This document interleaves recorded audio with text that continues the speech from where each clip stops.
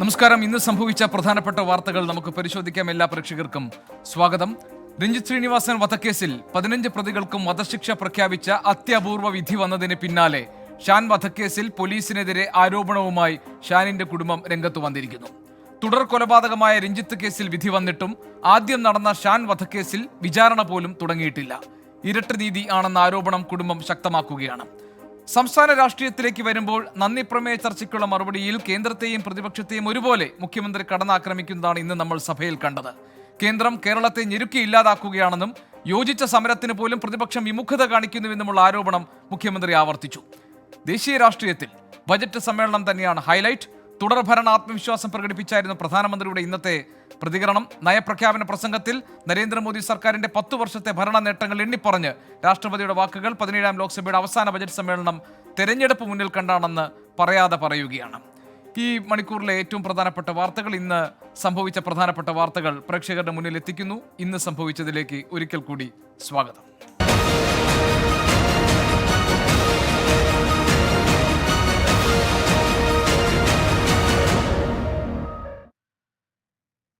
കേന്ദ്ര സർക്കാരിനെയും പ്രതിപക്ഷത്തെയും വിമർശിച്ച് മുഖ്യമന്ത്രി.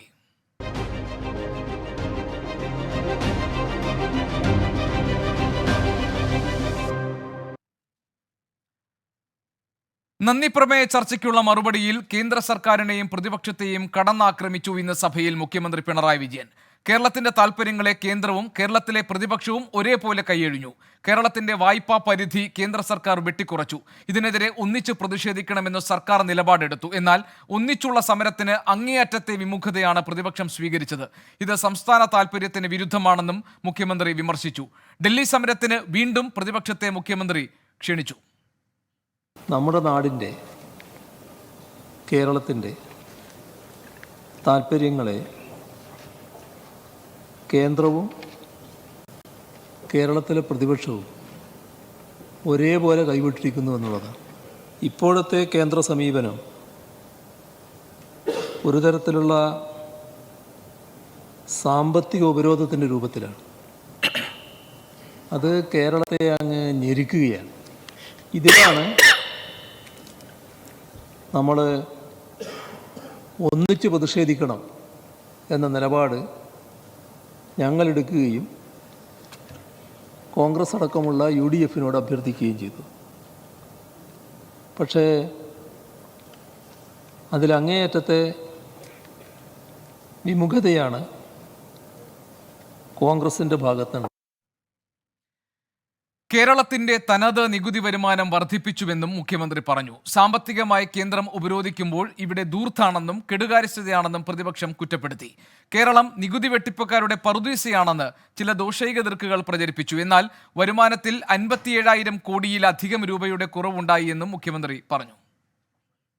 ഇവിടെ കെടുകാര്യസ്ഥതയാണ്, ധൂർത്താണ് എന്നൊക്കെയാണ് ബഹുമാനപ്പെട്ട പ്രതിപക്ഷ നേതാവും അദ്ദേഹത്തിനോടൊപ്പമുള്ളവരും പ്രചരിപ്പിക്കുന്നത്.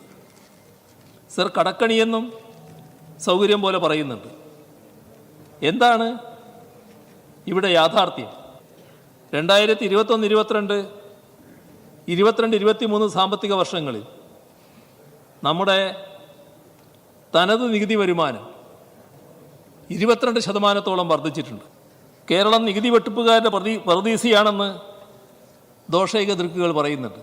അങ്ങനെ വരുമാനത്തിൽ 57,000 കോടി രൂപയിലധികം കുറവുണ്ടായിരിക്കുകയാണ്.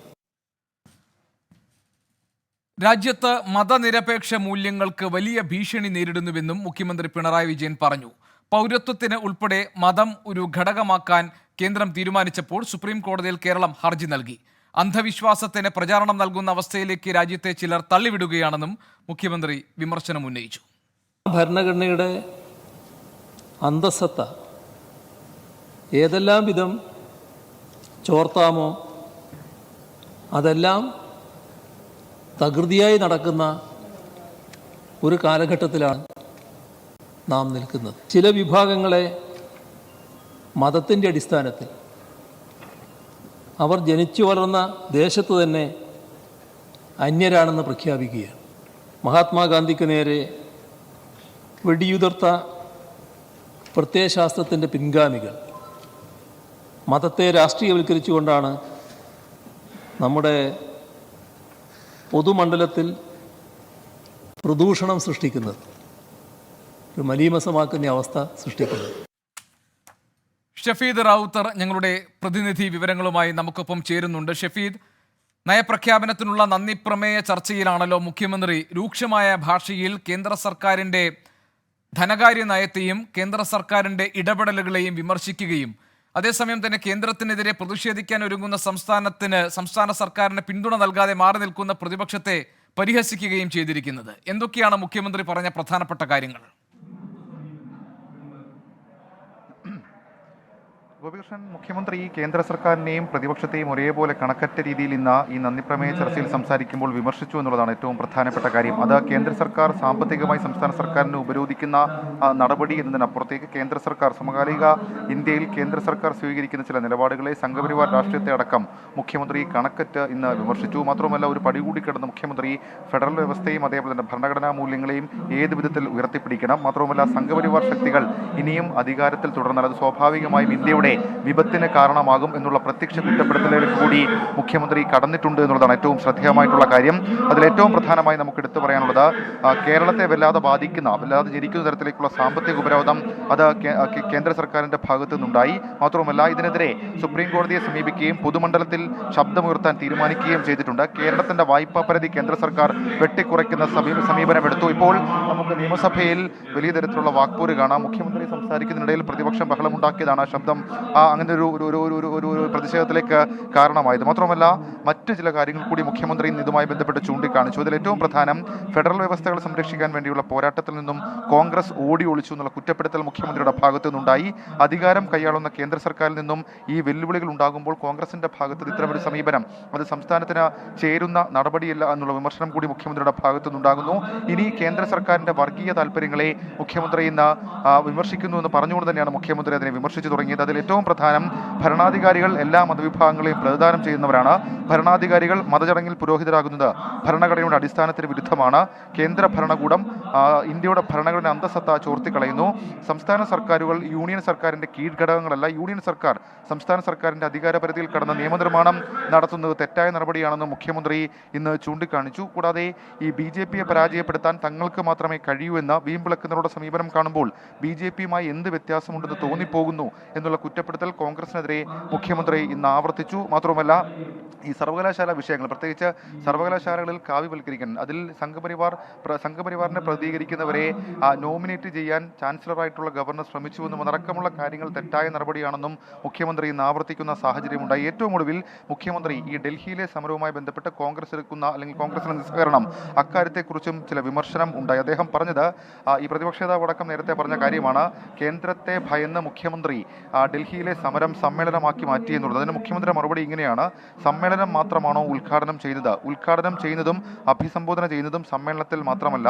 നിങ്ങളും സമരം ചെയ്തിട്ടുള്ളവരല്ലേ? നിങ്ങൾ എന്തിനാണ് മാധ്യമങ്ങൾ പറയുന്ന വസ്തുതാവിരുദ്ധമായിട്ടുള്ള കാര്യങ്ങൾ ഏറ്റുപിടിക്കുന്നതെന്ന് മുഖ്യമന്ത്രി ചോദിച്ചു. അത് ഒരു പത്രം വായിക്കുന്നത് കൊണ്ടുള്ള കുഴപ്പമാണെന്നും മുഖ്യമന്ത്രി ഇന്ന് ചൂണ്ടിക്കാണിച്ചു. കൂടാതെ ഈ സമരത്തിന് ഒറ്റയ്ക്ക് പോകണമെന്ന് സംസ്ഥാന സർക്കാർ ആഗ്രഹിച്ചില്ല. ആദ്യം ചർച്ച നടത്തിയത് കോൺഗ്രസുമായിട്ട് അല്ലെങ്കിൽ പ്രതിപക്ഷവുമായിട്ടാണ്. പക്ഷേ പ്രതിപക്ഷത്തിന്റെ ഭാഗത്ത് നിന്ന് ജനങ്ങൾക്ക് ഉപകാരപ്പെടുന്ന തരത്തിലേക്കുള്ള സമീപനം ഉണ്ടായിട്ടില്ല എന്നുള്ള വിമർശനം കൂടി മുഖ്യമന്ത്രിയുടെ ഭാഗത്ത് നിന്ന് ഉണ്ടായി. കേരളത്തിനെല്ലാം വാരിക്കോരി കൊടുക്കുകയാണെന്ന കേന്ദ്രത്തിന്റെ വാദം അംഗീകരിക്കുകയാണ് പ്രതിപക്ഷം ചെയ്യുന്നത്. എന്നാൽ അത് നിലവിലത്തെ സാഹചര്യത്തിൽ അത് കണക്കുകളടക്കം എണ്ണി പറഞ്ഞുകൊണ്ട് സംസ്ഥാനത്തിന്റെ സാമ്പത്തിക സ്ഥിതിയിൽ അല്ലെങ്കിൽ കിട്ടേണ്ട വരുമാനം അത് 57,000 കോടി രൂപ കേരളത്തിന് ലഭിക്കാനുണ്ട് എന്നുള്ള കണക്കടക്കം ചൂണ്ടിക്കാണിച്ചുകൊണ്ടാണ് ഈ നയപ്രഖ്യാപനത്തിനുള്ള നന്ദി പറഞ്ഞുള്ള ചർച്ചയിൽ മുഖ്യമന്ത്രി ഇപ്പോൾ സംസാരിക്കുന്നത്. എന്തായാലും കടുത്ത വിമർശനം അത് ഇനിയും തുടരും മുഖ്യമന്ത്രിയുടെ ഭാഗത്ത് നിന്ന്. ഗവർണർക്കെതിരെ അടക്കം രൂക്ഷമായ വിമർശനം നമുക്ക് ഇനിയും പ്രതീക്ഷിക്കാം. ഗോപികൃഷ്ണൻ. ശരി, ഷഫീദ് റാവുത്തറാണ് വിവരങ്ങൾ നൽകിയത്. ഗവർണറുടെ നയപ്രഖ്യാപനത്തിനുള്ള നന്ദി പ്രമേയ ചർച്ചയിലാണ് കേന്ദ്ര സർക്കാരിനെതിരെയും സംസ്ഥാനത്ത് പ്രതിപക്ഷം സ്വീകരിക്കുന്ന സമീപനത്തിനെതിരെയും മുഖ്യമന്ത്രി വിമർശനങ്ങൾ ഉന്നയിച്ചത്. അതിന്റെ വിശദാംശങ്ങൾ പങ്കുവച്ചു ഷഫീദ് റാവുത്തർ തിരുവനന്തപുരത്ത് നിന്ന്. പ്രതിപക്ഷ നേതാവ് VD സതീശനെതിരെ നിയമസഭയിൽ അഴിമതി ആരോപണം ഉന്നയിച്ച് PV അൻവർ. കർണാടകയിലെയും ഹൈദരാബാദിലെയും കമ്പനികളെ കൂട്ടുപിടിച്ച് കോൺഗ്രസ് കേരയിൽ പദ്ധതി അട്ടിമറിക്കാൻ ശ്രമിച്ചു. 150 കോടി രൂപയാണ് VD സതീശന്റെ കൈകളിലെത്തിയത്. മത്സ്യം കയറ്റിവരുന്ന ലോറിയിലാണ് പണം എത്തിയത്. ഗൂഢാലോചനയിൽ KC വേണുഗോപാലും പങ്കാളിയായെന്നും PV അൻവർ ആരോപിക്കുന്നു. ഈ വികസന വിപ്ലവത്തെ തടയിടാൻ പോംവഴിയായി അവർ കണ്ടെത്തിയത് കേരളത്തിലെ കോൺഗ്രസിനെ കൂടെ നിർത്തി ഈ പദ്ധതിയെ തകർക്കുക എന്നതായിരുന്നു സർ. ഈ കൊടും ചതി ചെയ്യുന്നതിനായി AICC general secretary Shri KC വേണുഗോപാലുമായി ഈ കമ്പനികൾ പ്രാഥമികമായ ഗൂഢാലോചന നടത്തുകയും ഈ ദൗത്യത്തിന്റെ ഉത്തരവാദിത്തം കേരളത്തിലെ പ്രതിപക്ഷ നേതാവ് ശ്രീ VD സതീശനെ ഏൽപ്പിക്കുകയും ചെയ്തു. 2021 ഫെബ്രുവരി മാർച്ച് മാസങ്ങളിൽ 150 കോടി രൂപയാണ് ഇലക്ഷൻ ഫണ്ട് എന്ന നിലക്ക് കൈക്കൂലിയായി ശ്രീ VD സതീശന്റെ കയ്യിലെത്തിയിട്ടുള്ളത്. ആരോപണം ഉന്നയിച്ച ആളോട് മറുപടി പറയാനില്ലെന്ന് പറഞ്ഞ പ്രതിപക്ഷ നേതാവ് VD സതീശൻ നിങ്ങളുടെ ഗതികേട് കണ്ടിട്ട് സഹതാപം തോന്നുന്നുവെന്നും പറഞ്ഞു. ഞാൻ ചിരിക്കണോ അതോ കരയണോ എന്നും VD സതീശൻ മറുപടിയിൽ പറഞ്ഞു. ബാംഗ്ലൂരിൽ കൊണ്ടുപോയി ഡെപ്പോസിറ്റ് ചെയ്ത പണം എവിടെ പോയെന്ന് പറയുന്നില്ലെന്നും VD സതീശൻ പറഞ്ഞു. സാർ, ഞാൻ ചിരിക്കണോ അല്ലെ നിങ്ങളെ ഓർത്ത് കരയണോ? നിങ്ങളുടെ ഗതികേട് ഓർത്തിട്ട് കരയണോ? ഞാൻ ഈ പറഞ്ഞ ആളെ കുറിച്ച് ഒന്നും പറയുന്നില്ല. കാരണം ഞാൻ ഇതിൽ കൂടുതലൊന്നും എക്സ്പെക്ട് ചെയ്യുന്നില്ല. പ്രതിപക്ഷ നേതാവിന് 150 കോടി രൂപ കൊടുത്തു. അത് ഫ്രീസ് ചെയ്ത ഒരു മത്സ്യ ലോറി ചാവക്കാട് എത്തിച്ചു. അവിടെ നിന്ന് ആംബുലൻസിൽ കൊണ്ടുപോയി. പിന്നെ വീണ്ടും തിരിച്ച് ബാംഗ്ലൂരിൽ ഡെപ്പോസിറ്റ് ചെയ്യുന്നവർ അത് ഏത് വഴിക്കാ പോയെന്ന് പറഞ്ഞില്ല. MG പ്രതീഷ് തിരുവനന്തപുരത്ത് നിന്ന് വിവരങ്ങൾ നൽകാനുണ്ട്. പ്രതീഷ്, എന്താണ് PV അൻവർ MLA പ്രതിപക്ഷ നേതാവ് VD സതീശനെതിരെ ഉന്നയിച്ച അഴിമതി ആരോപണം? അത് എത്ര ഗൗരവത്തിലാണ് അൻവർ MLA സഭയിൽ ഉന്നയിച്ചത്? എങ്ങനെയാണ് VD സതീശൻ ഈ ആരോപണങ്ങളോട് പ്രതികരിച്ചത്? സഭയിൽ ഇത് ഏത് നിലയ്ക്കാണ് കണ്ടത്? ഗോപികൃഷ്ണൻ, ഈ നയപ്രഖ്യാപനത്തിന്മേലുള്ള നന്ദിപ്രമേയ ചർച്ചയ്ക്കിടെയാണ് PV അൻവർ ഗുരുതരമായ ആരോപണം പ്രതിപക്ഷ നേതാവ് VD സതീശനെതിരെ ഉന്നയിച്ചത്. കാരണം ഈ സംസ്ഥാനത്തിന്റെ ഒരു സ്വപ്ന പദ്ധതിയാണ് കേരയിൽ. 25 വർഷത്തെ വികസന ലക്ഷ്യങ്ങൾ ഉൾപ്പെടുത്തിക്കൊണ്ടാണ് കേരയിൽ പദ്ധതിയുമായി സർക്കാർ മുന്നോട്ട് പോയത്. പക്ഷേ ഈ പദ്ധതിയെ അട്ടിമറിച്ചുകൊണ്ട് സിൽവർ ലൈൻ പദ്ധതിക്ക് തുരങ്കം വയ്ക്കുന്ന ഒരു നിലപാടാണ് പ്രതിപക്ഷ നേതാവ് സ്വീകരിച്ചത്. ഇതിന് പിന്നിൽ ഈ തെലങ്കാനയിലെയും കർണാടകയിലെയും IT ലോബികളാണെന്നും ഇവരുമായി ചേർന്ന് വലിയ ഗൂഢാലോചന VD സതീശനും ഒപ്പം AICC ജനറൽ സെക്രട്ടറി KC വേണുഗോപാലും നടത്തിയെന്നതാണ് പ്രധാനപ്പെട്ട ആരോപണമായി പറയുന്നത്. ഈ പദ്ധതി നടക്കാതിരിക്കാൻ പ്രതിപക്ഷ നേതാവ് VD സതീശന് വാഗ്ദാനം ചെയ്തത് കേരളത്തിലെ മുഖ്യമന്ത്രി പദമാണ്. മാത്രമല്ല, ഈ പദ്ധതി നടക്കാതിരിക്കാൻ IT ഭീമന്മാർ വലിയ തുക പ്രതിപക്ഷ നേതാവിന് കൈക്കൂലിയായി കൈമാറി. അതായത് 180 കോടി രൂപയാണ് 3 ഘട്ടങ്ങളിലായി കൈക്കൂലിയായി കൈമാറിയത്. ഈ കർണാടകയിൽ നിന്ന് 20 ഫീറ്റുള്ള കണ്ടെയ്നർ ലോറി, മത്സ്യം കൊണ്ടുപോകുന്ന കണ്ടെയ്നർ ലോറിയിൽ ഇത് ചാവക്കാടുള്ള ചേറ്റുവ കടപ്പുറത്ത് എത്തിച്ചെന്നും അവിടെ നിന്ന് ആംബുലൻസിൽ പ്രതിപക്ഷ നേതാവിന്റെ കൂട്ടാളികളുടെ അടുത്തേക്ക് പണം കൈമാറി എന്നതുമാണ് PV അൻവർ പറഞ്ഞിരിക്കുന്ന കാര്യം. മാത്രമല്ല, ഈ പണം കർണാടകയിൽ തന്നെ പ്രതിപക്ഷ നേതാവ് നിക്ഷേപിച്ചുവെന്നും PV അൻവർ MLA പറയുന്നുണ്ട്. മാത്രമല്ല, പ്രതിപക്ഷ നേതാവിന്റെ ബംഗളൂരുവിലേക്കുള്ള യാത്രാരേഖകൾ അടക്കം പരിശോധിക്കണമെന്നുമാണ് പ്രധാനമായും PV അൻവർ MLA അഴിമതി ആരോപണമായി ഉന്നയിച്ചത്. പക്ഷേ ഈ ആരോപണങ്ങൾ പൂർണ്ണമായും നിഷേധിച്ചുകൊണ്ട് PV അൻവറിനെ പരിഹസിച്ചുകൊണ്ടുള്ള ഒരു മറുപടിയാണ് പ്രതിപക്ഷ നേതാവ് VD സതീശൻ നിയമസഭയിൽ നടത്തിയത്. കാരണം ഈ ആരോപണം കേട്ടിട്ട് താൻ കരയണമോ ചിരിക്കണമോ എന്ന പ്രതികരണം പ്രതിപക്ഷ നേതാവ് നടത്തി. ഈ ബംഗളൂരുവിൽ ഡെപ്പോസിറ്റ് ചെയ്തിട്ടുള്ള പണം എന്തു ചെയ്തുവെന്ന് താൻ പറയുന്നില്ല. നിങ്ങളെ ഓർത്ത എനിക്ക് സഹതാപമുണ്ട് എന്നുള്ള ഒരു പരിഹാസത്തിൽ മാത്രം പ്രതിപക്ഷ നേതാവ് VD സതീശൻ ഈ മറുപടി ഒതുക്കി. മാത്രമല്ല, KC വേണുഗോപാലിന്റെ പേര് സഭയിൽ പരാമർശിച്ചു. ഇത് സഭാരേഖകളിൽ നിന്ന് നീക്കം ചെയ്യണമെന്നും തൻ്റെ പേര് അവിടെ തന്നെ കിടക്കട്ടെ എന്നുമുള്ള ഒരു നിലപാടാണ് പ്രതിപക്ഷ നേതാവ് സ്വീകരിച്ചത്. മാത്രമല്ല, ഈ ആരോപണം ഉന്നയിക്കുന്ന ഘട്ടത്തിൽ ചില അൺപാർലമെന്ററി വാക്കുകൾ പ്രതിപക്ഷ നേതാവിനെതിരെ PV അൻവർ ഉപയോഗിച്ചുവെന്ന് സ്പീക്കർ പറയുകയും സ്പീക്കറുടെ റൂളിംഗ് പ്രകാരം അത്തരം പരാമർശങ്ങൾ സഭയിൽ നിന്ന് നീക്കുകയും ചെയ്തിട്ടുണ്ട്. ഇതാണ് ഗോപികൃഷ്ണൻ പ്രധാനമായും ഈ അഴിമതി ആരോപണവുമായി ബന്ധപ്പെട്ട ഇന്ന് സഭയിൽ നടന്ന കാര്യം. ശരി, MG പ്രതീഷാണ് തിരുവനന്തപുരത്ത് നിന്നും വിവരങ്ങൾ നൽകിയത്. പോലീസിനെതിരെ കുടുംബം.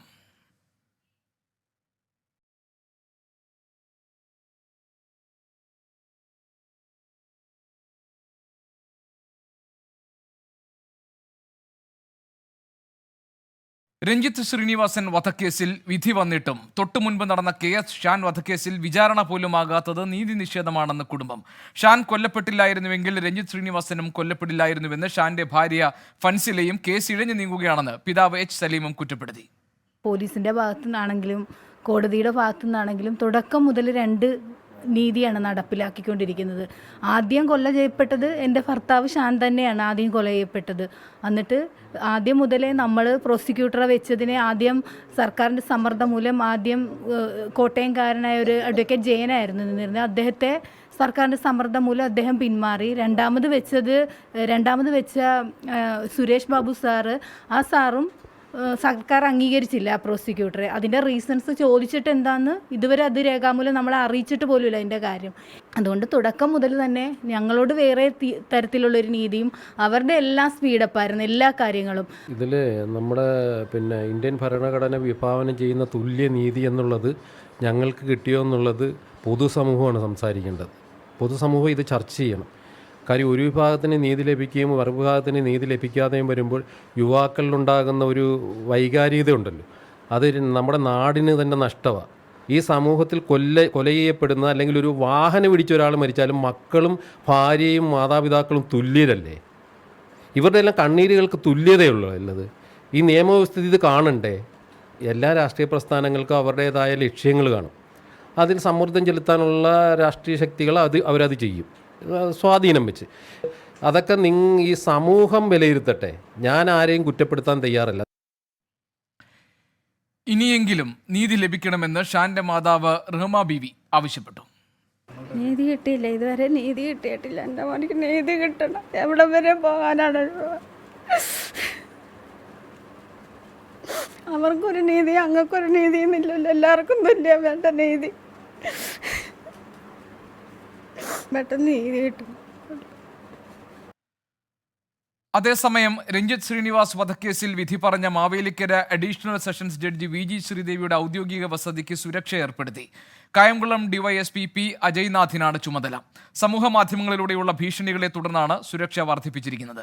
വിവരങ്ങളുമായി മനീഷ് മഹിപാൽ നമ്മളോടൊപ്പം ചേരുന്നുണ്ട് ആലപ്പുഴയിൽ നിന്ന്. മനീഷ്, ഇതിലേറ്റവും പ്രധാനപ്പെട്ട കാര്യം, ഷാൻ വധക്കേസിൽ വിചാരണ നടത്തി പ്രതികളെ ശിക്ഷിക്കുന്ന അല്ലെങ്കിൽ അവർക്ക് എന്താണ് അതിൻ്റെ വിധി വരുന്ന കാര്യത്തിൽ വേണ്ടത്ര നടപടികൾ ഉണ്ടായിട്ടില്ല. അതുകൊണ്ട് ഷാന്റെ കുടുംബം വിചാരിക്കുന്നത് ഇവിടെ ഇരട്ട നീതിയുടെ പ്രശ്നം ഉദിക്കുന്നുണ്ട് എന്നാണ്.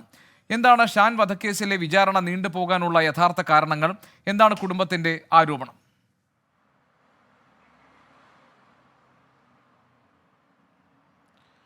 യഥാർത്ഥ കാരണങ്ങളെപ്പറ്റി ഗോപികൃഷ്ണൻ അവർ തന്നെ പറയുന്നുണ്ട്. എല്ലാവരുടെയും കണ്ണീർ, അതായത് പാവങ്ങളായതുകൊണ്ട് തങ്ങളുടെ കണ്ണീരിന് വിലയില്ലാതാകുന്നില്ല എന്നവർ പറയുന്നുണ്ട്. അവർക്ക് സാധാരണ രീതിയിൽ ഒരു കേസ് നടത്താനുള്ള പണമോ അല്ലെങ്കിൽ ഇതിൽ പ്രതിഷേധിച്ചുകൊണ്ട് സമരം നടത്താനുള്ള പാങ്ങോ ഉള്ളൊരു കുടുംബമല്ല. താരതമ്യേന വളരെ സാധാരണക്കാരായ ഒരു കുടുംബമാണ്. നിലവിൽ ഷാൻ്റെ പിതാവ് ഓട്ടോറിക്ഷ ഓടിച്ചു കിട്ടുന്ന വരുമാനം കൊണ്ട് കഴിഞ്ഞു പോകുന്ന 6ലധികം കുടുംബാംഗങ്ങളുള്ള ഒരു കുടുംബമാണ്. അതുകൊണ്ട് അത്തരത്തിലുള്ള പശ്ചാത്തലമില്ല. വലിയ രാഷ്ട്രീയ സ്വാധീനം, നിലവിൽ SDPI സംസ്ഥാന സെക്രട്ടറി ആയിരുന്നു ഷാനെങ്കിൽ കൂടി ഷാന് അത്തരത്തിലുള്ള രാഷ്ട്രീയപരമായിട്ടുള്ള സ്വാധീനങ്ങൾ അല്ലെങ്കിൽ ആ കേസുമായി ബന്ധപ്പെട്ട് ലഭിച്ചിട്ടില്ല എന്നുള്ള യാഥാർത്ഥ്യമാണ്. ഒപ്പം തന്നെ ഈ കേസിൽ പ്രോസിക്യൂട്ടറായ 2 പേരെ ഇതിനു മുൻപ് നിയമിച്ചിരുന്നു. പക്ഷേ ഈ 2 പേരും പിന്നീട് സന്നദ്ധത വേണ്ട, തങ്ങൾക്ക് താല്പര്യം ഇല്ല, ഇതിൽ നിന്നും മാറി നിൽക്കുകയായിരുന്നു. പിന്നീട് 2 ആഴ്ചകൾക്ക് മുൻപാണ്, അതായത് രഞ്ജിത്ത് ശ്രീനിവാസൻ വധക്കേസിലെ വിചാരണ പൂർത്തിയായി വിധി ഇന്ന ദിവസം പ്രഖ്യാപിക്കുമെന്ന് കോടതി അറിയിച്ചപ്പോൾ മാത്രമാണ് 2 ആഴ്ചകൾക്ക് മുമ്പ് PP ഹാരിസിനെ പ്രോസിക്യൂഷൻ അഭിഭാഷകനായി നിശ്ചയിക്കുന്നത്. അതുകൊണ്ട് തന്നെ കുടുംബം ആരോപിക്കുന്നത് ഒരു സമൂഹത്തിലൊരു പ്രശ്നമുണ്ടാകുമ്പോൾ, ഒരു കൊലപാതകം ഉണ്ടാകുമ്പോൾ, ഒരു വിഭാഗത്തിന് മാത്രം നീതി ലഭിക്കുമ്പോൾ മറ്റൊരു വിഭാഗത്തിന് നീതി ലഭിക്കാത്തത് അത് സമൂഹത്തോട് കാട്ടുന്ന ഒരു തെറ്റായ സന്ദേശമാണെന്ന് പറയുന്നുണ്ട്.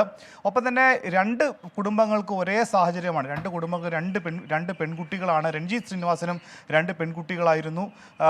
അതുപോലെ തന്നെ ഷാനും 2 പെൺകുട്ടികളാണ്. 11ഉം 6ഉം വയസ്സുള്ള കുട്ടികളാണ്. അവരുടെ ഭാവി, ഒപ്പം തന്നെ ഷാൻ അഭിഭാഷകനായി ജോലിയിലേക്ക് പ്രവേശിക്കുന്ന സമയത്തായിരുന്നു ഈ അപകടം ഉണ്ടായത്. അതുകൊണ്ട് തന്നെ അവരുടെ ഭാവി, കുടുംബത്തിൻ്റെ ആകെ സ്വപ്നം ഇല്ലാതായ ഒരു സാഹചര്യം.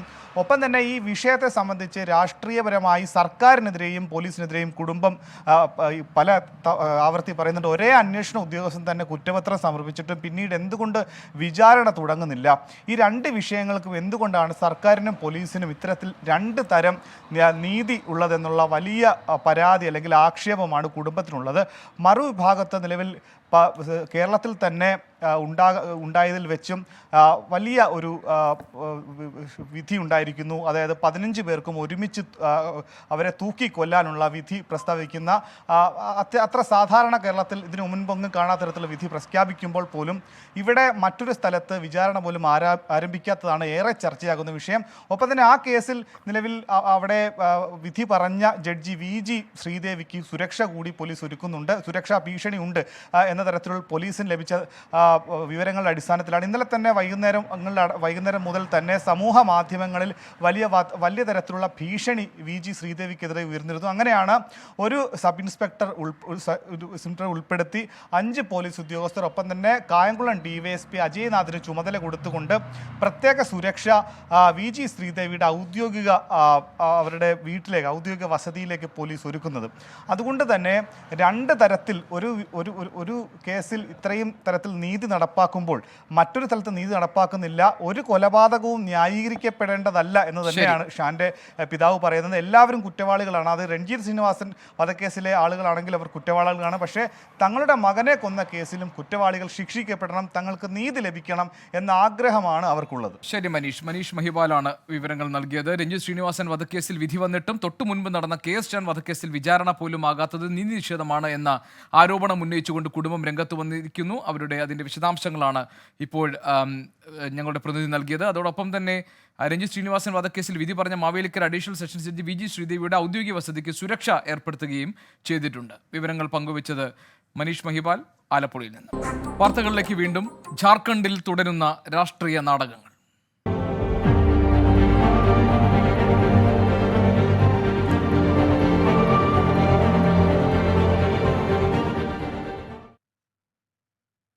ഖനന അഴിമതി കേസിൽ ജാർഖണ്ഡ് മുഖ്യമന്ത്രി ഹേമന്ത് സോറനെ എൻഫോഴ്സ്മെന്റ് ഡയറക്ടറേറ്റ് ചോദ്യം ചെയ്യുകയാണ്. റാഞ്ചിയിലെ ഔദ്യോഗിക വസതിയിൽ വെച്ചാണ് ചോദ്യം ചെയ്യൽ. കേസിൽ സോറനെ അറസ്റ്റ് ചെയ്യാനാണ് സാധ്യത. ഹേമന്ത് സോറൻ അറസ്റ്റിലായാൽ മുഖ്യമന്ത്രി സ്ഥാനം ഭാര്യ കൽപ്പന സോറൻ ഏറ്റെടുത്തേക്കും. അതിനിടെ എൻഫോഴ്സ്മെന്റ് ഡയറക്ടറേറ്റിനെതിരെ ഹേമന്ത് സോറൻ പോലീസിൽ പരാതി നൽകിയിട്ടുണ്ട്. അച്യുതൻ ഡൽഹിയിൽ നിന്ന് വിവരങ്ങൾ നൽകാനുണ്ട്. അച്യുതൻ, ഹേമന്ത് സോറനെതിരായിട്ടുള്ള എൻഫോഴ്സ്മെന്റ് ഡയറക്ടറേറ്റിന്റെ അന്വേഷണത്തിനെതിരെ വ്യാപകമായ ആക്ഷേപങ്ങൾ ഉയർന്നു വരുന്നുണ്ട്. അത് രാഷ്ട്രീയ പകപോക്കലാണ് എന്ന ഒരു നിലപാട് ഹേമന്ത് സോറനും കുടുംബവും സ്വീകരിക്കുന്നുണ്ട്. ഇപ്പോൾ എൻഫോഴ്സ്മെന്റ് ഡയറക്ടറേറ്റിനെ ചോദ്യം ചെയ്യൽ തുടങ്ങിയിട്ട് എത്രയായി? ഇന്ന് സോറന്റെ അറസ്റ്റ് ഉണ്ടാകാനുള്ള സാധ്യതയുണ്ടോ? എന്താണ് ജാർഖണ്ഡിൽ ഇപ്പോൾ സംഭവിക്കുന്നത്?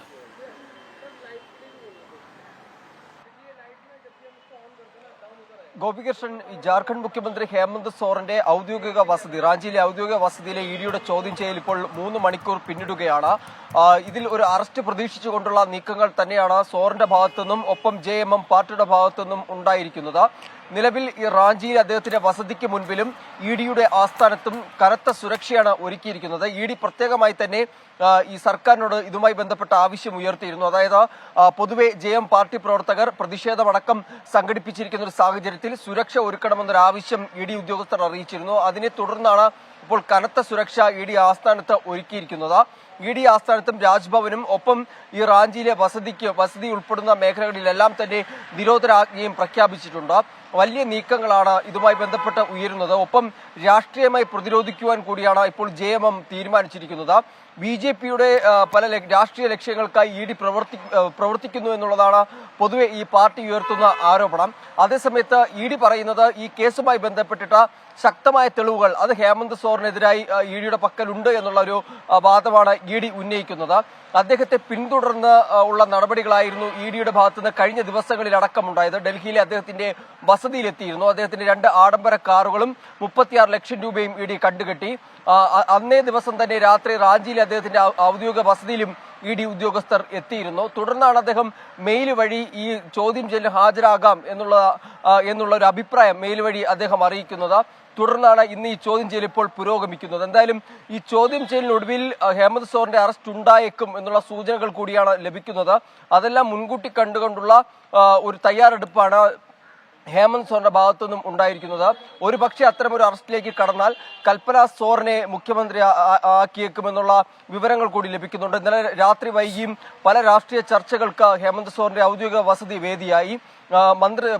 മന്ത്രിമാരെ ഉൾക്കൊള്ളിച്ചുകൊണ്ടുള്ള ഒരു പ്രത്യേക യോഗം വരെ വിളിച്ചു ചേർക്കുന്ന സാഹചര്യമുണ്ട്. അങ്ങനെ എല്ലാ തരത്തിലും പാർട്ടിയും ഇതുമായി ബന്ധപ്പെട്ടുള്ള തയ്യാറെടുപ്പുകൾ പൂർത്തീകരിച്ചിട്ടുണ്ട്. ഏതായാലും ജാർഖണ്ഡിൽ JMM നേതാവും ജാർഖണ്ഡ് മുഖ്യമന്ത്രിയുമായ ഹേമന്ത് സോറനെ അറസ്റ്റ് ചെയ്യാനുള്ള നടപടികളിലേക്ക് എൻഫോഴ്സ്മെന്റ് ഡയറക്ടറേറ്റ് കടന്നേക്കുമെന്ന സൂചനകളാണ് ഇപ്പോഴും പുറത്തുവരുന്നത്. എൻഫോഴ്സ്മെന്റ് ഡയറക്ടറേറ്റിന്റെ ചോദ്യം ചെയ്യൽ തുടരുകയാണ്. അതിനുശേഷം അറസ്റ്റ് ഉണ്ടായേക്കും എന്നാണ് കരുതുന്നത്. അതുകൊണ്ട് തന്നെ തുടർന്ന് കൽപ്പന സോറനെ, ഹേമന്ത് സോറന്റെ ഭാര്യ ആക്കാൻ വേണ്ടിയുള്ള നീക്കങ്ങൾ തുടങ്ങിക്കഴിഞ്ഞിട്ടുണ്ട്. എൻഫോഴ്സ്മെന്റ് ഡയറക്ടറേറ്റിന്റെ നടപടികൾ മുൻകൂട്ടി കണ്ടുള്ള പ്രതിരോധ നീക്കങ്ങളിലേക്കാണ് JMM ഇപ്പോൾ കടക്കുന്നത് ജാർഖണ്ഡിൽ. ആർ അച്യുതൻ അതിന്റെ വിശദാംശങ്ങൾ നൽകുകയായിരുന്നു. പാർലമെന്റിന്റെ ബജറ്റ് സമ്മേളനത്തിന് തുടക്കം.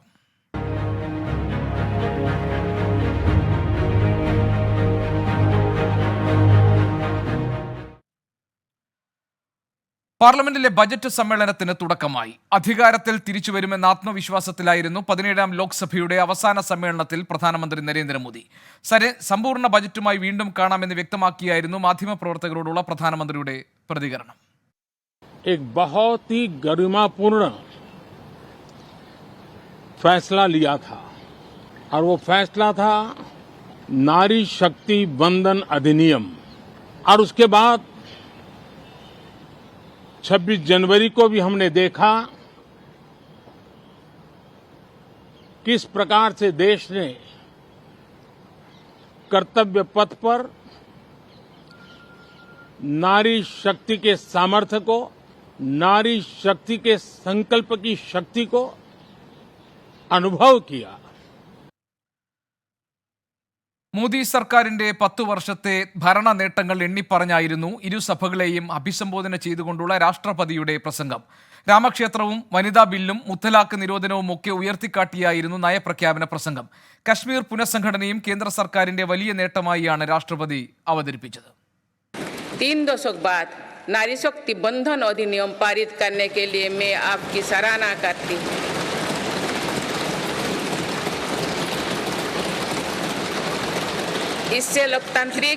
इससे लोकसभा और विधानसभा के महिलाओं की ज्यादा भागीदारी सुनिश्चित हुई है.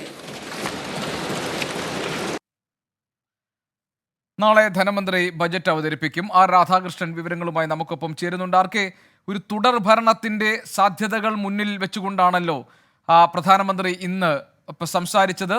രാഷ്ട്രപതിയുടെ നയപ്രഖ്യാപനത്തിലും ഇനി സർക്കാരിന്റെ തുടർച്ചയിൽ ചെയ്തു തീർക്കേണ്ട കാര്യങ്ങളെക്കുറിച്ചുള്ള ഒരു അവതരണം ഉണ്ടായിരുന്നു. അപ്പോൾ തെരഞ്ഞെടുപ്പ് അടുത്തു വരുന്ന സാഹചര്യത്തിൽ ഒരു തുടർ ഭരണത്തെ വിളംബരം ചെയ്യുകയായിരുന്നു, പ്രഖ്യാപിക്കുകയായിരുന്നു പ്രധാനമന്ത്രി രാഷ്ട്രപതിയുടെ നയപ്രഖ്യാപനത്തിലൂടെയും. എന്താണ് വിശദാംശങ്ങൾ?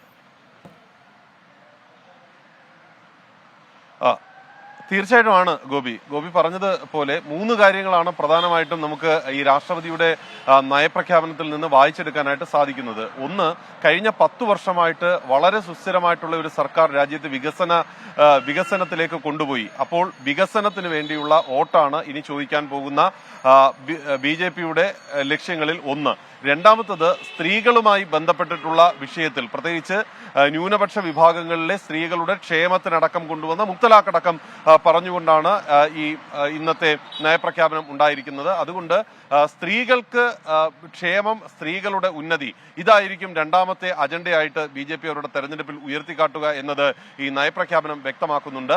മൂന്നാമത്തതാണ് ഏറ്റവും പ്രധാനപ്പെട്ടതായി ഈ സംഘപരിവാറിന്റെ കോർ അജണ്ടകൾ, അത് രാഷ്ട്ര പുനർനിർമ്മാണത്തിന് അത്യാവശ്യമാണ് എന്ന് പ്രഖ്യാപിക്കുക, പ്രത്യേകിച്ച് രാഷ്ട്രപതിയെ കൊണ്ട് പ്രഖ്യാപിപ്പിക്കുക വഴി നയപ്രഖ്യാപനത്തിലൂടെ BJP ചെയ്തിരിക്കുന്നത്. രാമക്ഷേത്ര നിർമ്മാണം രാജ്യത്ത് നൂറ്റാണ്ടുകൾക്ക് മുൻപ് ഉണ്ടാകേണ്ടതായിരുന്നു എന്ന വിധത്തിൽ സൂചിപ്പിച്ചുകൊണ്ടാണ് അത് ഇപ്പോൾ സാധിച്ചതിൽ രാഷ്ട്രപതി നയപ്രഖ്യാപനത്തിൽ സന്തോഷം പ്രകടിപ്പിച്ചത്. അങ്ങനെ ഏറ്റവും കോർ അജണ്ടയിൽ കൂടി മുന്നിൽ വെച്ചുകൊണ്ടായിരിക്കും ഈ 3 കാര്യങ്ങൾ. ഒന്ന്, വികസനം; രണ്ടാമത്തത് സ്ത്രീക്ഷേമം അടക്കമുള്ള കാര്യങ്ങൾ; മൂന്നാമത്തത് കോർ അജണ്ട, ഈ സംഘപരിവാറിന്റെ കോർ അജണ്ട. ഇവയെ മുന്നിൽ വെച്ചുകൊണ്ടായിരിക്കും ഈ തെരഞ്ഞെടുപ്പ് എന്ന സൂചന നൽകുന്നതാണ് ഈ നയപ്രഖ്യാപനം. നയപ്രഖ്യാപനത്തിൽ പൂർണ്ണമായിട്ടും സർക്കാരിന്റെ 10 വർഷത്തെ ക്ഷേമ വികസന പദ്ധതികളെ അക്കമിട്ട് നിരത്താൻ ശ്രദ്ധിച്ചു. മാത്രമല്ല, നായകൻ എന്ന രീതിയിൽ പ്രധാനമന്ത്രി നരേന്ദ്രമോദി എടുത്ത തീരുമാനങ്ങൾ, പ്രത്യേകിച്ച് ഈ വനിതാ സംവരണം അടക്കമുള്ള കാര്യങ്ങളെക്കുറിച്ച് വിവരിച്ച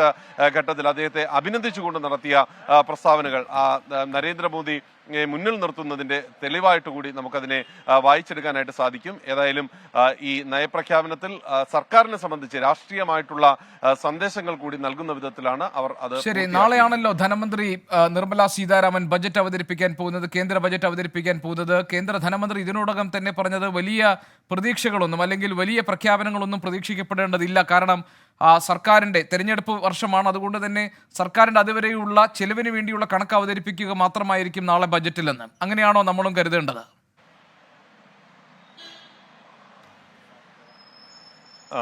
ഓട്ടോൺ അക്കൗണ്ടാണ് സാധാരണഗതിയിൽ ഈ നമ്മൾ ഈ ബഡ്ജറ്റിന്റെ ഒരു രീതി പരിശോധിച്ചു കഴിഞ്ഞാൽ ഇടക്കാല രീതിയിൽ അവതരിപ്പിക്കുന്ന ബഡ്ജറ്റുകളെ അത് ഓട്ടോൺ അക്കൗണ്ട് മാത്രമെന്നേ നമുക്ക് പറയാനായിട്ട് സാധിക്കുകയുള്ളൂ. സർക്കാരിന്റെ ഏതാനും മാസത്തെ തെരഞ്ഞെടുപ്പ് കഴിഞ്ഞ് പുതിയ സർക്കാർ വരുന്നത് വരെയുള്ള കാലത്തെ വരവ് ചെലവ് കാര്യങ്ങൾ സംബന്ധിച്ചിട്ടുള്ള ഒരു പ്രസ്താവന എന്ന രീതിയിൽ മാത്രമാണ് മുൻപൊക്കെ ഇത് അവതരിപ്പിച്ചിരുന്നത്. പക്ഷേ നിലവിലുള്ള സാഹചര്യത്തിൽ നമുക്ക് ചില നിർദ്ദേശങ്ങൾ, സുപ്രധാനമായിട്ടുള്ള ചില ജനപ്രിയ നിർദ്ദേശങ്ങൾ അനുബന്ധമായിട്ട് ചേർക്കപ്പെടും എന്ന് തന്നെ കരുതേണ്ടി വരും. കാരണം അതിന് സമാനമാകുന്ന തയ്യാറെടുപ്പുകൾ സർക്കാർ തലത്തിൽ നടത്തിയിട്ടുണ്ട്. പ്രധാനമന്ത്രി നരേന്ദ്രമോദി ഇന്ന് ഈ മാധ്യമങ്ങളോട് സംസാരിച്ചപ്പോൾ ഈ സ്ത്രീക്ഷേമമായിരിക്കും ബഡ്ജറ്റ് എന്നതുൾപ്പെടെയുള്ള കാര്യങ്ങൾ വിവരിക്കാൻ ശ്രമിച്ചത്. ഒപ്പം പ്രധാനമന്ത്രി കിസാൻ നിധിയുടെ കാര്യത്തിൽ 6000-ൽ നിന്ന് 9000-ലേക്ക് തുക ഉയർത്താനായിട്ട് മറ്റേതെങ്കിലും മാർഗം നിലവിൽ ഇല്ലാത്തത് കൊണ്ട് തന്നെ അതുമായി ബന്ധപ്പെട്ടുള്ള കാര്യങ്ങൾ, ഒരുപക്ഷെ ഈ ടാക്സുമായി ബന്ധപ്പെട്ടിട്ടുള്ള വിഷയത്തിൽ, ഇൻകം ടാക്സുമായി ബന്ധപ്പെടുന്ന വിഷയത്തിലടക്കം അത്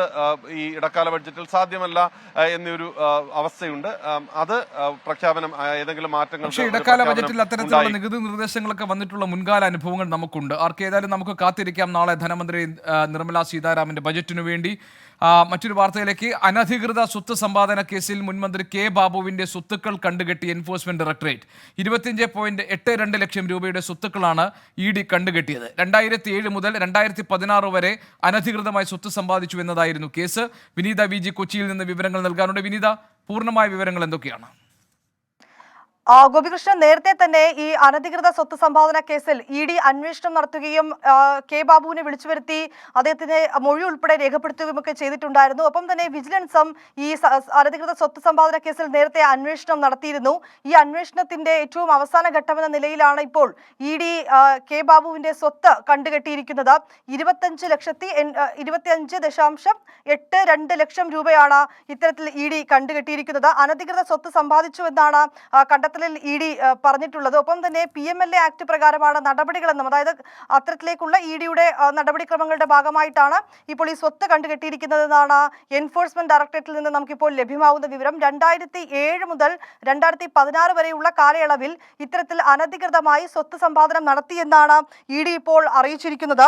അതിൽ അവർ വളരെ വ്യക്തമായി തന്നെ പറയുന്ന ഒരു കാര്യം, ഇത്തരത്തിൽ തുടക്കം മുതൽ തന്നെ ഇതുമായി ബന്ധപ്പെട്ടുള്ള അന്വേഷണം വളരെ വിശദമായി തന്നെ ED നടത്തിയിട്ടുണ്ടായിരുന്നു. അതായത് 1/7/2007 മുതൽ 31/5/2016 വരെ ആ കൃത്യമായിട്ടുള്ള കാലയളവ് തന്നെ ED അതിൽ വ്യക്തമാക്കുന്നുണ്ട്. ഈ കാലയളവിൽ അനധികൃതമായി സ്വത്ത് സമ്പാദിച്ചു എന്നാണ് EDയുടെ കണ്ടെത്തൽ. ഇതുമായി ബന്ധപ്പെട്ടുകൊണ്ടുള്ള അന്വേഷണത്തിന്റെ ഭാഗമായിട്ടാണ് ഇപ്പോൾ ഈ 25 ലക്ഷം രൂപയുടെ സ്വത്ത് ED ഇപ്പോൾ കണ്ടുകെട്ടിയിരിക്കുന്നത്. ഗോപി, വിനീത, 2007 മുതൽ 2016 വരെ അനധികൃതമായി കെ ബാബു സ്വത്ത് സമ്പാദിച്ചു എന്നതായിരുന്നല്ലോ കേസ്. അപ്പോൾ ആ കേസിൽ പൂർണ്ണമായും അന്വേഷണത്തിന്റെ ഭാഗമായി ഇപ്പോൾ ഈ 25.82 ലക്ഷം രൂപയുടെ ക്രമക്കേട് അല്ലെങ്കിൽ സ്വത്ത് സമ്പാദനം നടന്നിട്ടുണ്ട് എന്ന് എൻഫോഴ്സ്മെന്റ് ഡയറക്ടറേറ്റ് കണ്ടുകെട്ടിയതിനെ തുടർന്നുള്ള നടപടിയാണ് ഇപ്പോൾ ഉണ്ടായിരിക്കുന്നത്, അല്ലേ?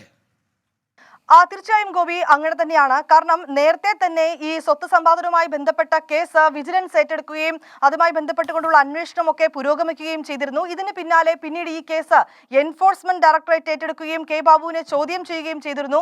ചില ഡോക്യുമെന്റ്സുകൾ ഉൾപ്പെടെ അന്ന് എൻഫോഴ്സ്മെന്റ് ഡയറക്ടറേറ്റ് പരിശോധിച്ചിരുന്നു. ആ അന്വേഷണത്തിന്റെ ഏറ്റവും ഒടുവിലത്തെ ഒരു ഘട്ടത്തിലേക്ക് ഇപ്പോൾ അന്വേഷണ സംഘം എത്തി നിൽക്കുന്നു എന്ന് കൂടി വേണം നമുക്ക് മനസ്സിലാക്കാൻ. അതിന്റെ ഭാഗമായിട്ടാണ് ഇപ്പോൾ ഈ സ്വത്ത് കണ്ടുകെട്ടലിലേക്കടക്കം കാര്യങ്ങൾ എത്തിയിരിക്കുന്നത്. അതിൽ വളരെ കൃത്യമായി തന്നെ EDയിൽ നിന്ന് ലഭ്യമാകുന്ന വിവരത്തിൽ അവർ വളരെ വിശദമായി തന്നെ മെൻഷൻ ചെയ്യുന്നുണ്ട്.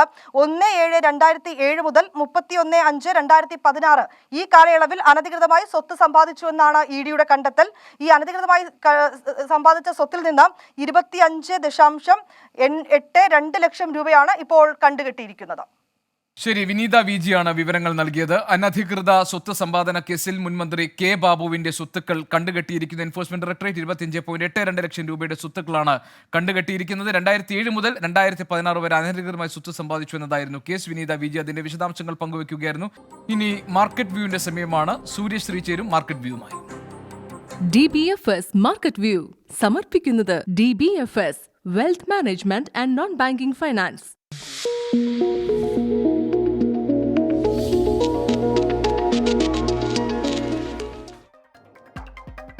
നമസ്കാരം. മാർക്കറ്റ് വ്യൂവിന്റെ ക്ലോസിംഗ് ബില്ലിലേക്ക് സ്വാഗതം. ആദ്യം ബിസിനസ് ഹെഡ്ലൈൻസ്. ബജറ്റ് പ്രതീക്ഷയിൽ തിളങ്ങി വിപണികൾ. കുതിപ്പ് രേഖപ്പെടുത്തി സെൻസെക്സും നിഫ്റ്റിയും. സെൻസെക്സ് 612 പോയിന്റ് ഉയർന്ന് 71,752-ലും നിഫ്റ്റി 203 പോയിന്റ് ഉയർന്ന് 21,725 പോയിന്റിലും വ്യാപാരം അവസാനിപ്പിച്ചു. പലിശ കുറയ്ക്കൽ US ഫെഡറൽ റിസർവ് തയ്യാറാകുമോ എന്ന് ഉറ്റുനോക്കി നിക്ഷേപകർ. OpenAIയുടെ പുതിയ ഫീച്ചറുമായി ChatGPT @കമാൻഡ് ഉപയോഗിച്ച് ഏത് സംഭാഷണവും GPTയിലേക്ക് കൊണ്ടുവരാൻ സഹായിക്കുമെന്ന് കമ്പനി. വ്യത്യസ്ത ആവശ്യങ്ങൾക്കായി വിവിധ GPTകൾ ഉപയോഗിക്കാം. പുതിയ ഫീച്ചർ പണമടച്ചുള്ള ഉപഭോക്താക്കൾക്ക് മാത്രമെന്ന് സൂചന. തെക്ക് കിഴക്കൻ ഏഷ്യയിൽ സാന്നിധ്യം ഉറപ്പാക്കാൻ DTDC മലേഷ്യൻ വിപണി പ്രവേശനം പ്രഖ്യാപിച്ച കമ്പനി. തെക്ക് കിഴക്കൻ ഏഷ്യയിലെ ഉപഭോക്താക്കൾക്ക് മെച്ചപ്പെട്ട ട്രാൻസ്ഷിപ്മെന്റ് സൗകര്യം ഒരുക്കുമെന്ന് വാഗ്ദാനം. ഇന്ത്യൻ സ്റ്റാർട്ടപ്പുകളിലെ ഭരണ സംവിധാനം മെച്ചപ്പെടുത്തേണ്ടതുണ്ടെന്ന് ഫ്ലിപ്കാർട്ട് CEO കല്യാൺ കൃഷ്ണമൂർത്തി. കൂടുതൽ സ്വതന്ത്ര ഡയറക്ടർമാരെ ആവശ്യമുണ്ടെന്ന് കൃഷ്ണമൂർത്തി. പരാമർശം രാജ്യത്തെ സ്റ്റാർട്ടപ്പുകൾ ഫണ്ടിംഗ് പ്രതിസന്ധിയും ഭരണപരാജയങ്ങളും നേരിടുന്നെന്ന വാർത്തകൾക്ക് പിന്നാലെ. രാഷ്ട്രപതിയുടെ നയപ്രഖ്യാപനത്തോടെ പാർലമെന്റിന്റെ ബജറ്റ് സമ്മേളനത്തിന് തുടക്കം. സർക്കാരിന്റെ നേട്ടങ്ങൾ പരാമർശിച്ചു തുടക്കം. 25 കോടി ജനങ്ങളെ ദാരിദ്ര്യത്തിൽ നിന്ന് മുക്തരാക്കിയെന്ന് രാഷ്ട്രപതി. ബജറ്റ് നാളെ സ്ത്രീപക്ഷ ബജറ്റെന്ന് സൂചന നൽകി പ്രധാനമന്ത്രി.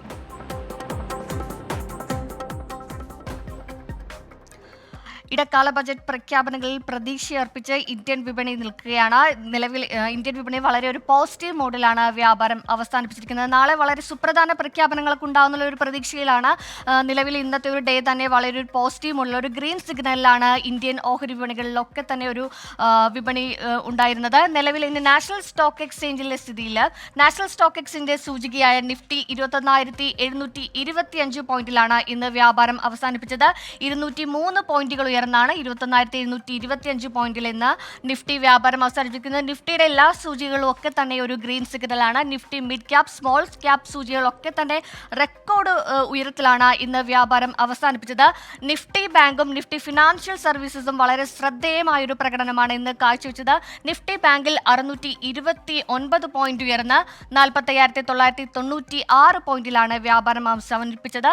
അതുപോലെ നിഫ്റ്റി ഫിനാൻഷ്യൽ സർവീസസിൽ 20,497 പോയിന്റിലാണ് ഇന്നത്തെ വ്യാപാരം അവസാനിപ്പിച്ചിരിക്കുന്നത്. ഇനി ബോംബെ സ്റ്റോക്ക് എക്സ്ചേഞ്ചിന്റെ സൂചികയായ സെൻസെക്സിലേക്ക് വരികയാണെങ്കിൽ സെൻസെക്സ് അതുപോലെ തന്നെ ഒരു പോസിറ്റീവ് മോഡലാണ് ഇന്നത്തെ വ്യാപാരം അവസാനിപ്പിച്ചിരിക്കുന്നത്. നാളെ സുപ്രധാന തീരുമാനങ്ങൾ ഉണ്ടാകുമോ, വിപണിയെ കൂടുതൽ ഉറ്റുനോക്കുകയാണ് നിക്ഷേപകരൊക്കെ തന്നെ. അതുകൊണ്ട് തന്നെ ഇന്ന് കൂടുതലും ഇന്നലെ ഉണ്ടായിരുന്ന ഒരു കറക്ഷനൊക്കെ മാറി ഒരു പോസിറ്റീവ് മോഡലേക്കാണ് ഇന്നത്തെ വിപണിയുടെ ഒരു ട്രെൻഡ് വന്നിരിക്കുന്നത്. സെൻസെക്സ് 612 പോയിന്റ് ഉയർന്ന് 71,752-ലാണ് ഇന്ന് വ്യാപാരം അവസാനിപ്പിച്ചിരിക്കുന്നത്. മെറ്റൽ, ഇൻഫ്ര, റെയിൽ എല്ലാ സ്ട്രക്ചറുകളിലൊക്കെ തന്നെയും വളരെ വലിയൊരു പ്രഖ്യാപനം ഉണ്ടാകുമോ എന്ന് നിക്ഷേപകർ ഉറ്റുനോക്കുന്നുണ്ട്. ഇന്ന് മാർക്കറ്റ് വ്യൂവിൽ ഒരു അതിഥിയുണ്ട്. മാർക്കറ്റ് വ്യൂവിൻ്റെ മാനേജിംഗ് ഡയറക്ടറായ ശ്രീ പോൾ തോമസ് ആണ് നമ്മളോടൊപ്പം ഇന്ന് ചേരുന്നത്. ക്ഷമിക്കണം, എക്സിക്യൂട്ടീവ് ഡയറക്ടറാണ് പോൾ തോമസ്. സർ, നാളെ ബജറ്റ് ഇടക്കാല ബജറ്റാണ് കേന്ദ്രത്തിൻ്റെ. വളരെ വലിയൊരു പ്രഖ്യാപനം ഇല്ലെന്ന് ധനമന്ത്രി നിർമ്മല സീതാരാമൻ സൂചിപ്പിച്ചെങ്കിൽ പോലും ഇന്ത്യൻ വിപണി വളരെ വലിയൊരു പ്രതീക്ഷയിലാണ്. ഇന്ന് അതിൻ്റെ ഒരു സിഗ്നൽ നമുക്ക് കാണാനും സാധിക്കും. വളരെ പോസിറ്റീവ് മൂഡിലെ വിപണി ഇന്ന് വ്യാപാരം അവസാനിപ്പിച്ചിരിക്കുന്നു. ഒരു പക്ഷേ ഇൻഫ്രാസ്ട്രക്ചർ മേഖലയിൽ വലിയൊരു സുപ്രധാന പ്രഖ്യാപനങ്ങളൊക്കെ ഉണ്ടാകാനുള്ള ഒരു സാധ്യതയുണ്ട്. ഒരു ബോറോയിങ്ങിനുള്ള വലിയൊരു പ്രഖ്യാപനങ്ങൾക്കുള്ള സാധ്യത ഉണ്ടാകുമോ? എങ്ങനെയായിരിക്കും നാളത്തെ പ്രഖ്യാപനങ്ങൾ വിപണിയെ സ്വാധീനിക്കുക? ഇന്നത്തെ മാർക്കറ്റിന്റെ മൂവ്മെന്റ് നമ്മൾ നോക്കിക്കഴിഞ്ഞാൽ ഒരു കാലത്ത് ഓപ്പൺ ചെയ്ത് മാർക്കറ്റ് കുറച്ച് താഴേക്ക് പോയി 21,450 ലെവലിൽ ഒരു ബൗൺസ് ബാക്ക് ആണ് ഇന്ന് കാണേണ്ടത്. തിരിച്ച് നല്ലൊരു റാലി മാർക്കറ്റിലുണ്ടായി. നമ്മൾ നോക്കി കഴിഞ്ഞാൽ ഒരു പ്രീ ബഡ്ജറ്റ് റാലി എന്ന് വേണമെങ്കിൽ അതിനെ വിശേഷിപ്പിക്കാം. മാർക്കറ്റ് 200 പോയിന്റ് മുകളിലാണ് നിഫ്റ്റി ക്ലോസ് ചെയ്തത്. ബഡ്ജറ്റിൻ്റെ ഒരു പ്രതീക്ഷയിൽ തന്നെയാണ് ഇന്നത്തെ ഈ ഒരു റാലി എന്ന് നമുക്ക് ചിന്തിക്കാം. പക്ഷേ ബഡ്ജറ്റിൽ ഈ പറഞ്ഞ പോലെ എന്തെങ്കിലും ക്യാപിറ്റൽ മാർക്കറ്റിന് വളരെ പോസിറ്റീവായിട്ടുള്ള എന്തെങ്കിലും തീരുമാനം പറയുകയാണെങ്കിൽ അടുത്ത ഒരു കയറ്റം ഒരു 22,000 ലെവലിലേക്ക് നിഫ്റ്റിക്ക് പോകാവുന്നതാണ്. എന്നാൽ അത്തരത്തിലുള്ള പ്രത്യേകിച്ച് അനൗൺസ്മെൻ്റ് ഒന്നും ഉണ്ടായില്ല എന്നുണ്ടെങ്കിൽ അത് ഒരു നിരാശ മാർക്കറ്റിലുണ്ടാകും. തിരിച്ച് മാർക്കറ്റിൽ ഒരു സെല്ലിങ് ഇതുപോലെ തന്നെ വരാനുള്ള സാധ്യതകളും ഉണ്ട്. അപ്പോൾ സെല്ലിങ് വന്നു കഴിഞ്ഞാൽ ചിലപ്പോൾ അത് 2-3 ദിവസത്തേക്ക് നീണ്ടു നിന്ന് അടുത്ത ഒരു സപ്പോർട്ടിലേക്ക് പോകാം. 21,100 ലെവലൊക്കെ മാർക്കറ്റിനെ സംബന്ധിച്ചോളം നല്ല സപ്പോർട്ടുകളാണ്. ഇതിനു മുമ്പ് വന്നപ്പോഴും പല പ്രാവശ്യം 21,300, 100 ഒക്കെ സപ്പോർട്ടുകളായിട്ട് തിരിച്ചെടുത്തിട്ടുള്ളതാണ്. അതുകൊണ്ട് ഒരു സെല്ലിങ് വന്നാലും മാർക്കറ്റിലെ അടുത്ത ഒരു എന്താ പറയുക ഇലക്ഷനെ പറ്റിയുള്ള അനൗൺസ്മെൻറ്റുകളും കാര്യങ്ങളൊക്കെ വരുമ്പോൾ ഇപ്പോഴത്തെ ബഡ്ജറ്റിൻ്റെ കാര്യങ്ങളൊക്കെ മറക്കും. പക്ഷേ ഇഫക്റ്റീവായിട്ട് നാളെ 2 രീതിയിലേക്ക്, ഒന്നിലും മുകളിലേക്ക് ഒരു കയറ്റം, അതുപോലെ തന്നെ തോമസ് ആണ് ഇന്ന് മാർക്കറ്റ് വ്യൂവിൽ അതിഥിയായി ചേരുന്നത്. നാളത്തെ ഒരു ദിവസം അത് നിർണായകമാണ്. ബജറ്റിലുണ്ടാവുന്ന സുപ്രധാന തീരുമാനങ്ങളൊക്കെ തന്നെ വിപണിയെ ഏത് രീതിയിൽ ബാധിക്കുമെന്ന് നമുക്ക് നോക്കിക്കാണേണ്ടതുണ്ട്. ഒപ്പം തന്നെ അമേരിക്കൻ ഫെഡ് റിസർവ് അവരുടെ ധനനയ പ്രഖ്യാപനങ്ങളുടെ എന്തൊക്കെ തീരുമാനങ്ങളും വിപണിയെ സ്വാധീനിക്കും. നാളെ നമുക്ക് നോക്കാം. മാർക്കറ്റ് വ്യൂവുമായി വീണ്ടും എത്താം. ഇന്ന് സംഭവിച്ചതുമായി KR ഗോപികൃഷ്ണൻ തുടരും.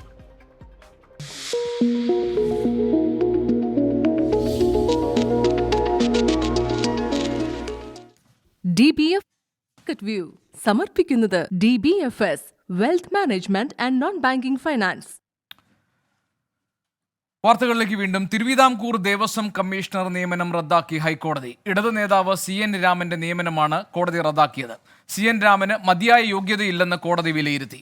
ഹൈക്കോടതിയോട് ആലോചിക്കാതെ നിയമനം നടത്തിയതിനെ തുടർന്നാണ് നടപടി. CN രാമന് വിരമിക്കൽ ആനുകൂല്യമടക്കം നൽകരുതെന്നും കോടതി ഉത്തരവിട്ടു. ശ്രീകാന്ത് കൊച്ചിയിൽ നിന്ന് വിവരങ്ങൾ നൽകാനുണ്ട്. ശ്രീകാന്ത്, ഈ എന്തൊക്കെ കാരണങ്ങൾ പറഞ്ഞാണ് തിരുവിതാംകൂർ ദേവസ്വം കമ്മീഷണർ CN രാമന്റെ നിയമനം ഹൈക്കോടതി റദ്ദാക്കിയിരിക്കുന്നത്? സംസ്ഥാന സർക്കാരിനെ സംബന്ധിച്ചിടത്തോളം തിരുവിതാംകൂർ ദേവസ്വം കമ്മീഷണറുടെ നിയമനം റദ്ദാക്കിക്കൊണ്ടുള്ള ഹൈക്കോടതിയുടെ തീരുമാനം വലിയ തിരിച്ചടിയാണ്. ഇടത് സഹയാത്രികനാണ്, ഇടത് നേതാവാണ് CN രാമൻ. ഇദ്ദേഹത്തിന്റെ നിയമനമാണ് റദ്ദാക്കിയിട്ടുള്ളത്. ഹൈക്കോടതിയോട് ആലോചിക്കാതെ നിയമനം നടത്തി എന്നുള്ളതാണ് കാരണമായി ചൂണ്ടിക്കാണിക്കുന്നത്. കാരണം ദേവസ്വം നിയമനവുമായി ബന്ധപ്പെട്ട് പലതരത്തിലുള്ള ആക്ഷേപങ്ങൾ നേരത്തെ ഉയർന്നു വന്നിരുന്നു. ഈ പശ്ചാത്തലത്തിൽ ഹൈക്കോടതിയുടെ നേരിട്ടുള്ള നിരീക്ഷണത്തിന് കീഴിലായിരുന്നു ഈ നിയമനങ്ങൾ അടക്കമുള്ളവ നടന്നു പോന്നിരുന്നത്. പക്ഷേ ഇതിൽ ഹൈക്കോടതിയോട് ആലോചിക്കാതെയാണ് നിലവിൽ ഇപ്പോൾ നിയമനം നടത്തിയതെന്ന് ചൂണ്ടിക്കാട്ടിയാണ് തിടുക്കപ്പെട്ടുള്ള അടിയന്തര നടപടി സ്വീകരിച്ചത്. CN രാമന് മതിയായ യോഗ്യത എന്ന് കോടതി വിലയിരുത്തുകയും ചെയ്തിട്ടുണ്ട്. CN രാമന് വിരമിക്കൽ ആനുകൂല്യമടക്കം നൽകരുത് എന്നും കോടതി ചൂണ്ടിക്കാണിക്കുകയും ചെയ്തിട്ടുണ്ട്. അതായത് സർക്കാരിന് ഈ കേസിൽ, ഈ സംഭവത്തിൽ വലിയ തിരിച്ചടി ഉണ്ടായിരിക്കുന്നു. വാർത്തയിലേക്ക് വീണ്ടും. കേരള ജനപക്ഷം നേതാവ് PC ജോർജും മകൻ ഷോൺ ജോർജും BJPയിൽ ചേർന്നു. കേരള ജനപക്ഷം പാർട്ടി BJPയിൽ ലയിച്ചു. കേരള പ്രഭാരി പ്രകാശ് ജാവ്ദേക്കർ, കേന്ദ്രമന്ത്രിമാരായ രാജീവ് ചന്ദ്രശേഖർ, V മുരളീധരൻ എന്നിവർ ചടങ്ങിൽ പങ്കെടുത്തു. പാർട്ടി ആവശ്യപ്പെട്ടാൽ പത്തനംതിട്ടയിൽ മത്സരിക്കുമെന്ന് PC ജോർജ് പറഞ്ഞു. ലോക്സഭാ തെരഞ്ഞെടുപ്പിൽ കേരളത്തിൽ നിന്ന് 5 MP-മാർ ഉണ്ടാകുമെന്ന് PC ജോർജ് പറഞ്ഞു. ലോക്സഭാ തെരഞ്ഞെടുപ്പ് മത്സരിക്കുന്നത് ഞാനാണെന്ന് ചോദിക്കും. ഇനി ഞാൻ നിൽക്കണോ വേണ്ട തീരുമാനം എനിക്കെന്ത് അവകാശം? അത് എന്തർത്ഥം? അത് BJPയുടെ ഞാൻ BJPയുടെ പ്രവർത്തകനാണ്, ഒരു സംശയമുണ്ട്. BJP നിൽക്കാൻ പറഞ്ഞാൽ നിൽക്കേണ്ടെന്ന് പറഞ്ഞാൽ നിൽക്കേണ്ട. ഒരു കാര്യം പറയാം, ഒരിക്കലും നിൽക്കണമെന്നൊരു ആഗ്രഹം പോലും ഒരിടത്തും ഞാൻ പ്രകടിപ്പിച്ചിട്ടില്ല. പക്ഷേ എന്നോട് ഇങ്ങനെ ചോദിക്കുന്നത് എന്താണെന്ന് എനിക്കറിയില്ല. ഞാനിതൊന്നും ചോദിക്കുന്നില്ല. ഞാൻ പറഞ്ഞല്ലോ, പദവികളൊക്കെ തന്നെ പ്രവർത്തനത്തോട് വന്നു ചേരുന്നതാണ്. ഞാൻ പദവിക്ക് വേണ്ടി ഇതേ ചോദിച്ചോ? ഒരു പദവിയും ചോദിച്ചിട്ടില്ല, ചോദിക്കാൻ ഉദ്ദേശിക്കുന്നുമില്ല. ഞാനങ്ങനെ ചോദിക്കുന്ന പ്രശ്നവുമില്ല. ഞാൻ ഉൾപ്പെട്ട BJPയുടെ പ്രവർത്തകർ അടുത്ത പാർലമെന്റ് തെരഞ്ഞെടുപ്പ് മുതൽ ജയിക്കാൻ വേണ്ടിയുള്ള മത്സരമാണ് ഞങ്ങൾ നടത്തുന്നത്. R. അച്യുതൻ ഡൽഹിയിൽ നിന്ന് വിവരങ്ങൾ നൽകാനുണ്ട്. അച്യുതൻ, കേരള ജനപക്ഷം പാർട്ടി BJPയിൽ ലയിക്കുന്നതിനും PC ജോർജ് BJPയുടെ ഭാഗമാകുന്നതിനും അദ്ദേഹം എന്തെങ്കിലും കാരണങ്ങൾ പറഞ്ഞോ? ഇന്ന് മാധ്യമങ്ങളോട് സംസാരിച്ചപ്പോൾ എന്താണ് മറ്റു വിശദാംശങ്ങൾ?